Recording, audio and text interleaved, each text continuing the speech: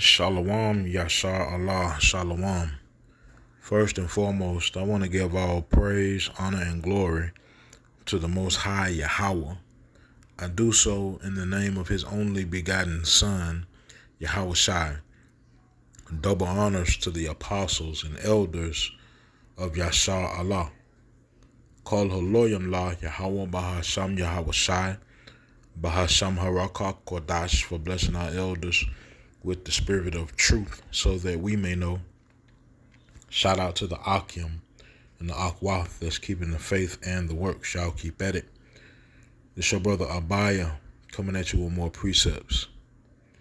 Ephesians chapter 5 and verse 15.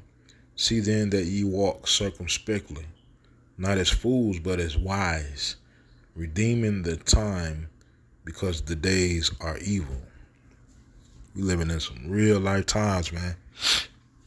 And a lot of people don't understand how close the door to Babylon is to utter chaos, right? From the financial aspect to the civil aspect, this place is done, like for real, to the food, the air. There's so much, man. These people talking about putting labels on ultra processed foods like they do tobacco packs. So what they tell you about the food that you eating here, man, right? This place is getting worse and worse and worse and worse. But scripture already told us it would be that way, which is what is allowing us to walk circumspectly, walk in wisdom and not as fools, right? Scripture also tells us that the wicked are plotting against us, right? So about 1 second. Let me see. Let me go to Psalms 36 and verse 4. Let me see. Psalms chapter 36 and verse 4. He deviseth mischief upon his bed. He setteth himself in a way that is not good. He abhorreth not evil. Right? Matter of fact, I'm going to start from the top. Psalms 36 and 1. The transgression of the wicked saith within my heart that there is no fear of God before his eyes. And of course not. Right? And really, this video is going to touch on that, because they have a law that they are trying to pass in the daughter of Babylon called the Ten Commandments law, where they're trying to put these different laws, put the Ten Commandments in these different settings, right? Like mainly schools. And there's so many people that's against it, right? But Psalms 36 and verse 2, it says, for he flattereth himself in his own eyes until his iniquity be found to be hateful, right? And the reason why they are saying that the Ten Commandments in the schools are so evil is because, it's outdated, and, what does a child need to know about the laws in the Bible? Even though it's way more than 10 commandments, it's over 600, right? But nevertheless, this devil is real upset that they are passing this law. The same place that says in God we trust on the money, same place that says one nation under God. It just should let you know this place is not and has never been for the Most High of the Bible, right? But it says in verse 5, thy mercy, O Yahweh, is in the heavens, and thy faithfulness reacheth unto the clouds. Right? Thy righteousness is like the great mountains, thy judgments are a great deep. O Yahweh, thou preservest man and beast. Right? And the Most High preserves man and beast for good and for evil, right? For destruction and for salvation. Right? It says, how excellent is thy loving kindness, O power, therefore the children of men put their trust under the shadow of thy wings. And we trust in Yahweh B'Shem Yahweh Shai, right? But this devil does not. This devil is clearly plotting, right, on the Most High's people. All right. So, with that being said, I'm gonna let this video play, and I'll be back. Critics of a new law say that in Louisiana schools, the line between church and state is getting blurred. The Republican governor just signed a law making Louisiana the first state in the country to require the 10 Commandments be posted in every public school classroom, from kindergarten through state-funded universities.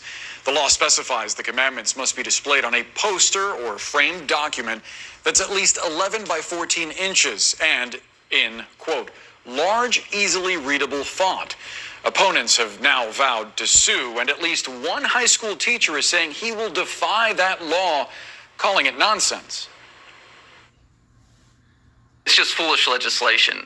I mean, what's going to happen? A third grader's going to walk in a classroom and see "Thou shalt not commit adultery" on the wall and say, well, I was really planning on committing adultery today. Look at this dude, right? And this dude is a high school teacher. What you think he doing in that high school? Look at this man. Right? What you think this man? Why you think this man doesn't want the 10 Commandments in the school? And why do you think, for example, he used "Thou shalt not commit adultery"? Look at this man. Clearly, right? Clearly a P. Oh man, Babylon is done. But since I read that on the wall, now I'm not going to do it. "Thou shalt not commit adultery" on the wall and say, well, I was really planning on committing adultery today, but since I read that on the wall, now I'm not going to do it. It's just nonsense. We have real issues, and before. Right, he said that the scriptures are nonsense, and this the world we're living in now, man. Scripture says, "Woe to them that call evil good and good evil." Right, so this place is doomed. Right, on top of other things that they got going on, something called Project 2025, where they're basically saying that this whole thing called America is about to get turned upside down through laws, and scripture already warned us about this thing. Through their policies, they commit wickedness, roughly paraphrasing. But this devil is making real moves, and the people are not really aware of what's going on, because the people are more so concerned about their day-to-day, and all of that is tied into everything that's going on. The finances being how they are, and which is forcing people to focus on making more finances and taking people's minds away from things that they should be paying attention to. Because 9 times out of 10, when a person's life is full of work, when you're not at work, you're trying to relax and be entertained. You're not trying to watch depressing news. The average person, right? But we different.